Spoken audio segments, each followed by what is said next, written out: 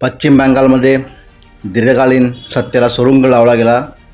ममता बॅनर्जी का हरल्या आणि भारतीय जनता पार्टीने कशाप्रकारे पश्चिम बंगालमध्ये प्रथमतः विजय मिळवून आणला, हे आज आपण पाहणार आहोत.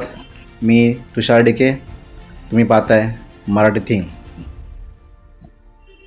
पश्चिम बंगालमध्ये डावी आघाडी यांची 1974 ते 2011पर्यंत दीर्घकालीन सत्ता होती. पश्चिम बंगाल ह्या राज्यावरती ते सत्तेमध्ये होते.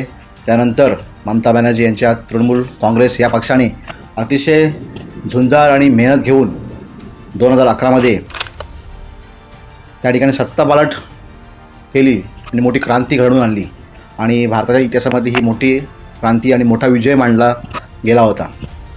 आणि 2011पासून ते 2026 या कालखंडात ममता बॅनर्जी गेली 15 वर्ष पश्चिम बंगाल या राज्यावरती आपली सत्ता त्यांची सत्ता होती.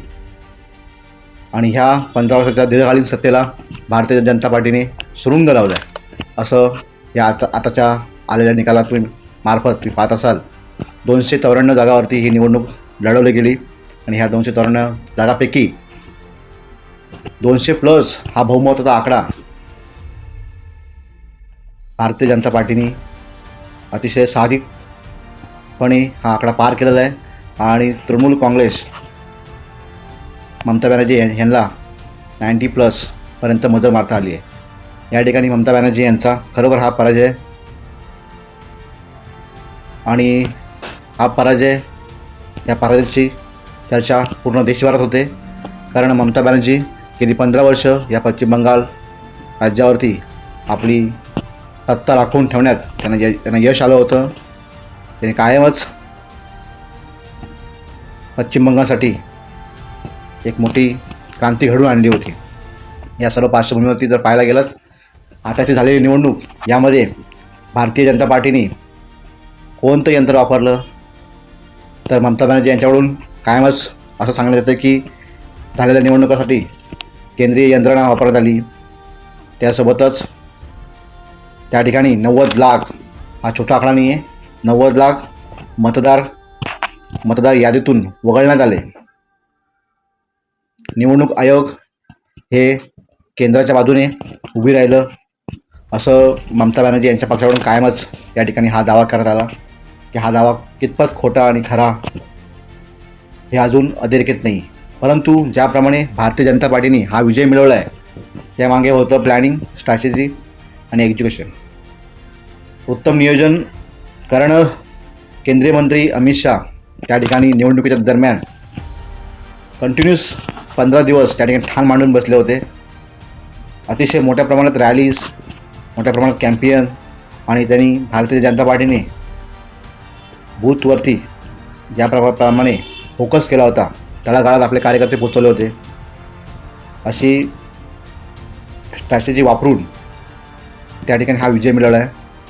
त्यासोबत या संपूर्ण कॅम्पेनमध्ये एक मोठा मुद्दा गाजला गेला तो म्हणजे कट मनी म्हणजे शासकीय कामांमध्ये ममता बॅनर्जी यांच्या पक्षाकडून नेते म्हणा असो किंवा अजून काही पदाधिकारी कायमच टक्केवारीमध्ये काम करत असतात.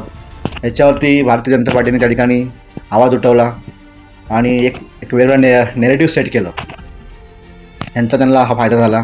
त्यासोबतच भावनिक आणि धार्मिक मुद्द्यांना सुद्धा त्यांनी हात घातला आणि लोकांना कशाप्रकारे आपल्याजवळ भावनिक मुद्द्याच्या आधारावरती आपले मुद्दे लोकांपर्यंत कशाप्रकारे पोहोचता येतील हे पण त्या ठिकाणी अतिशय उत्तमरित्या हाताळलं गेलं. भारताचे पंतप्रधान नरेंद्र मोदी यांची त्या ठिकाणी मोठ्या प्रमाणात भाषणं झाली, रॅलीज झाल्या. त्यासोबतच तृणमूल काँग्रेस पक्षातील काही नेते, मोठे नेते त्यांना आपल्या बाजूने करून त्यांना उमेदवारी दिली. आपण डाव भाजपाने त्या ठिकाणी साध्य केला. अशा प्रकारे असंख्य मुद्दे कॅम्पेनमध्ये त्यांनी घेतले आणि काही वचननाम्यामध्ये रोजगार म्हणा, महिलांसाठी काही उपाययोजना आणि योजना यांचा वर्षाव केला. लोकांसाठी असंख्य योजनांचा पाढा त्या ठिकाणी वाचला गेला. आणि जर पाहायला गेलं की ममता बॅनर्जी यांच्या पक्षाकडून शिक्षण घोटाळा, शिक्षण भरती घोटाळा, कोळसा घोटाळा आणि गायींची तस्करी या काही 3 मूलभूत मुद्द्यांवरती भारतीय जनता पार्टीच्या नेत्यांकडून खूप मोठ्या प्रमाणात या मुद्द्यांवरती प्रहार केला गेला. आणि हे कुठेतरी मुद्दे या संपूर्ण निवडणुकीमध्ये अधोरेखित झाले आणि याचा फायदा भारतीय जनता पार्टीला झाला जर पाहायला गेलं तर. ज्याप्रमाणे ममता बॅनर्जी यांचं आणि त्यांच्या पक्षाचं म्हणणं आहे की ही निवडणूक केंद्रीय यंत्रणा वापरून जिंकण्यात आली, ही निवडणूक आणि ह्या निवडणूक झालेली हार ही आम्हाला मान्य नाही, असं त्यांचं म्हणणं आहे. हे त्यांचं म्हणणं कितपत खरं आणि कितपत चुकीचं हे आपण ठरवलं पाहिजे.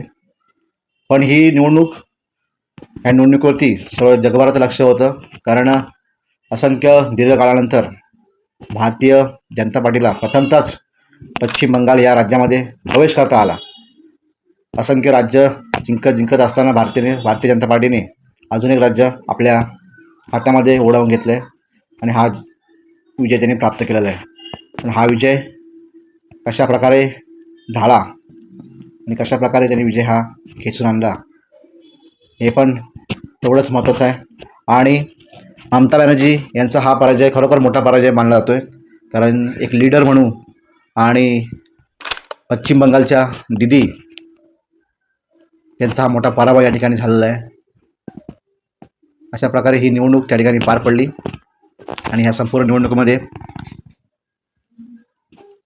तुम्हाला काय वाटतं की भारतीय जनता पार्टीचा विजय हा योग्य पद्धतीने झाला की चुकीच्या पद्धतीने झाला? आपण आपलं मत जरूर कमेंटमध्ये नोंदवा. धन्यवाद.